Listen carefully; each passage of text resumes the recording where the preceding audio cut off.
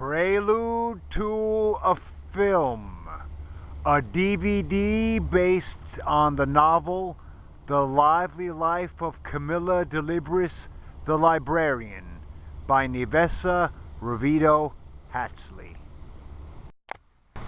Hello, dear viewers. Welcome to this non-professional but from the heart DVD. I'm Nivessa Rovedo Hatsley, speaking to you from the walkway over the Hudson State Historic Park that was once, starting in 1888, a railroad bridge. I'm often here since I'm a volunteer ambassador to this scenic historic site in Poughkeepsie, New York. Here are two pictures of me in my red ambassador vest, ready to greet visitors.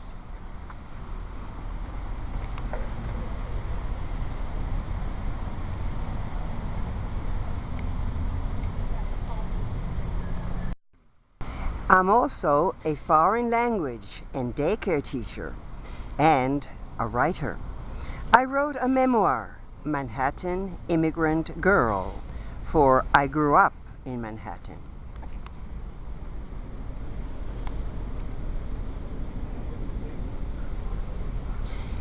I also wrote many novels. This is my latest, The Lively Life of Camilla Delibris, the Librarian, a so very romantic yet realistic and historic story set in 2004.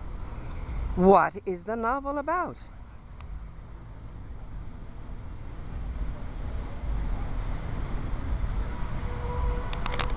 I'll read a bit from the synopsis as I leave the walkway going down this lane lined with trees, tall trees, Poughkeepsie being called the Tree City. I'm going to the library where Camilla works, stopping briefly along the way to record with my video camera historic and well-known places for, again, this non-professional but from the heart DVD I call Prelude to a Film. Fiction. Funny and poignant, this story about a historic public library as told by the newly hired librarian Camilla Delibris, built to look like a Roman temple in the early 20th century in a city of Victorian mansions on the Hudson River. The library is struggling to remain open as a place of silence for the borrowing and reading of books, or change to meet the needs of the 21st century. The retiring controlling director, Catherine Van Velt, whose wealthy ancestors built the library, wants no change. The new director, Susan Westerly, does. A feeling of insecurity is everywhere. Mary, the older and bitter librarian, keeps telling Camilla that the library is doomed to close, made obsolete by high technology. What is Camilla to do? Stay at a profession she loves, even though the patrons come in less for books and more for video cassettes and to get on the computer.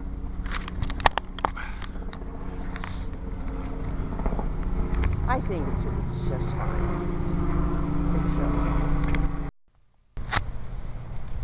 What is Camilla to do? She does have three choices.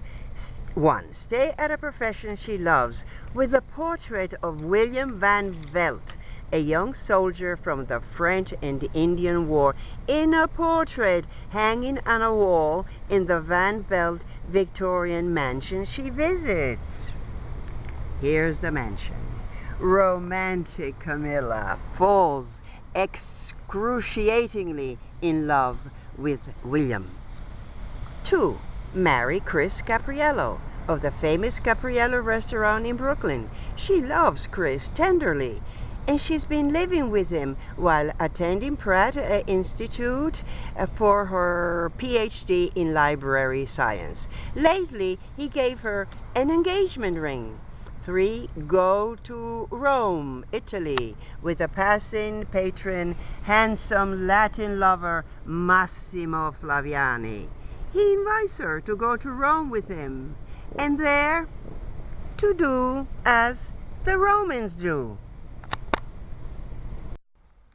On Main Street, Poughkeepsie. Poughkeepsie is also called the Queen City on the Hudson. To know all about the history, evolution, and heritage of the city, everyone, tourists and residents, come to the Heritage Center to view the many diverse cultural programs given all year long. Now, Native Americans first settled Poughkeepsie. Shall we go inside? Let's go inside the Mid-Hudson Heritage Center.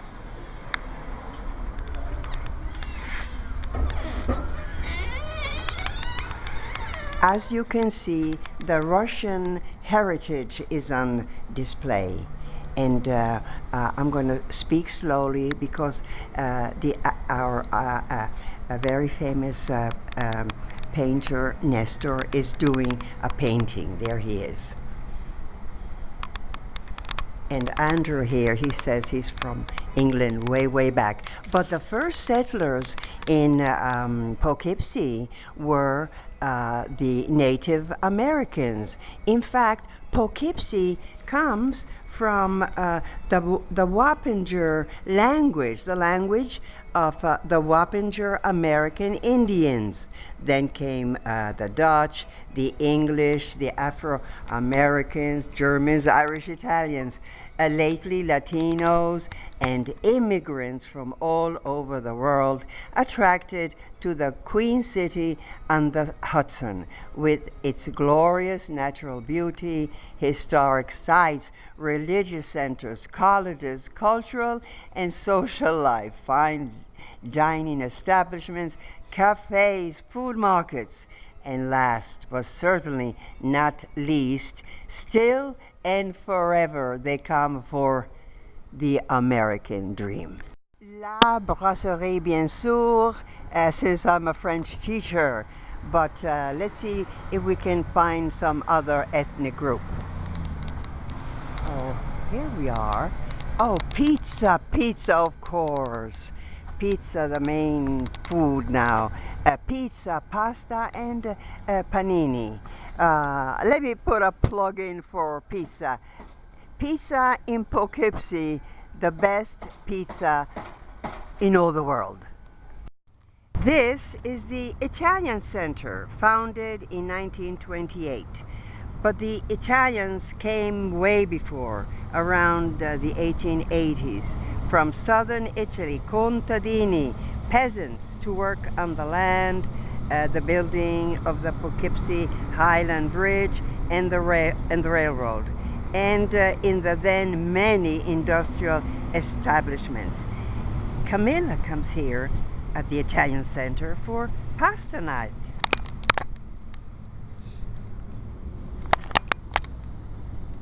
The Italian Center, the statue of Christopher Columbus from Genoa. He came in 1492, but he didn't sail up to Poughkeepsie like Henry Hudson did in 1609. Continuing on our tour around Poughkeepsie, here we are for the best in Italian delicacies, imported and domestic, the Market del Forno's place. Same goes for Rossi and Sons, established 1979 Rosticceria. Let's get closer. Oh, it's also, of course, outdoor dining.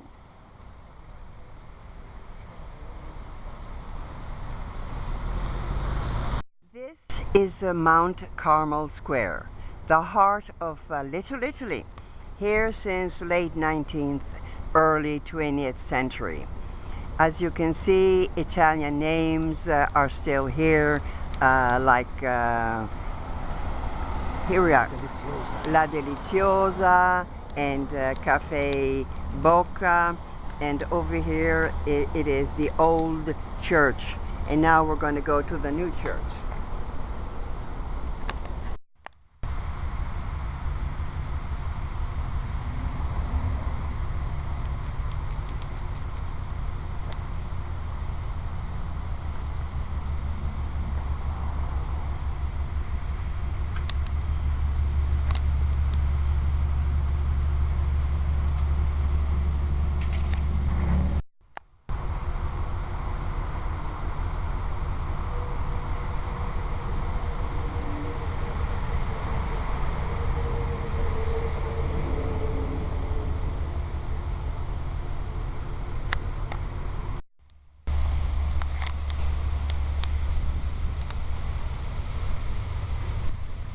We are at Dungan Park, and this plaque reads, "In memory of the earthquake victims of Abruzzo, Italy, April 6, 2009, by Noi Italiani d'Oggi, the cultural organization, and the Italian American community of Poughkeepsie, New York, October 25th, 2009.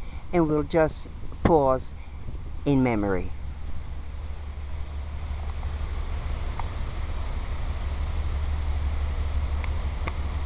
So here we are again, still on at Dungan Park, and it's in memory of Thomas Dungan, governor of New York, 1683-1687. All right, we are still in Little Italy, but Thomas Dungan was Irish.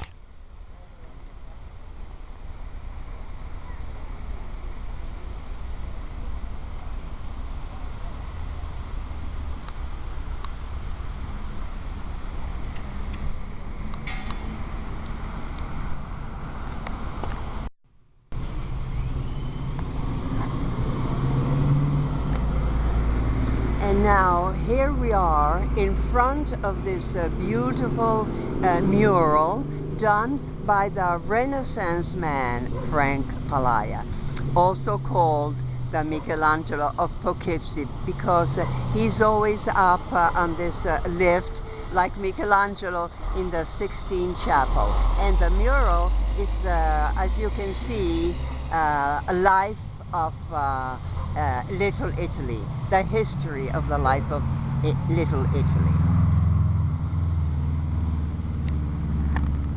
A very, very famous Cafe Aurora, here since 1941.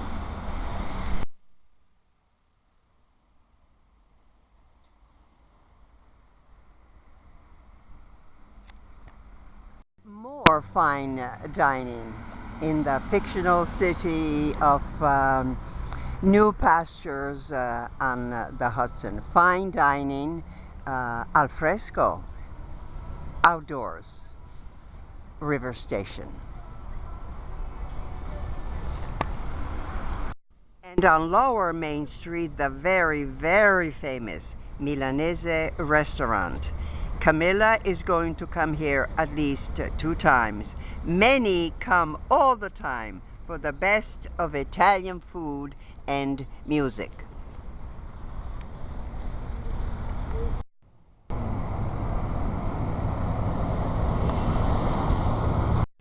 A little further up on Main Street, named after Matthew Vassar, a businessman, entrepreneur. He became wealthy in Poughkeepsie with a brewery. He believed that the object of life was to do good, and therefore, being an educational philanthropist, believing in the educational rights of women, founded Vassar College in 1861. Later, the Vassar brothers founded Vassar Brothers Hospital. These were some of the Vassar homes. Now, Cunene Hackett Arts Council, the theater. It's hard to leave Vassar Street, but Camilla is waiting at the New Pastures, at the fictional New Pastures Public Library. The library calls. On Market Street now. This is the building of the Poughkeepsie Journal, the oldest newspaper in the state of New York, founded in 1785. Still on Market Street, the Bardavon Opera House, 1869, still giving live from the Met on Saturdays in the fall, etc. Finally, here is the Adrian's Memorial Library on 93 Market Street. Whereas in my novel, Look Close Under the Dome, it's the New Pastures Public Library in the fictional city of New Pastures on the Hudson.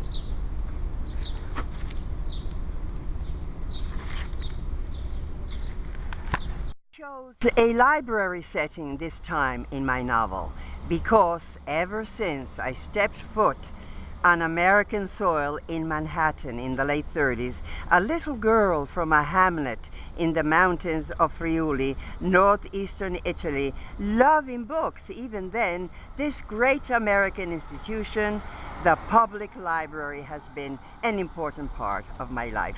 I owe the public library. I even worked for the New York Library on Fifth Avenue, especially my first one, the St. Gabriel's Public Library, once and no more, on East 36th Street, Manhattan. That first summer, when lonely, without friends, in the biggest city in the world, teeming with people who spoke a language different from mine, scared by the noise of traffic and the Second Avenue elevated train, the library welcomed me by giving me a quiet, safe place, a sanctuary with free books I could borrow. I loved story time and American stories like Little Women. And it was around the 4th of July that I heard stirring words, new to me, and trying hard to understand life, liberty, and the pursuit of happiness, and the American dream, and American values. Read books, and get an education. And in later years, I heard others that such as fairness, self-reliance, responsibility. Back then, when I was an immigrant girl, I knew that America, Manhattan, with its many public libraries, was the place for me. And now for older Americans, another American value, to give back to the community.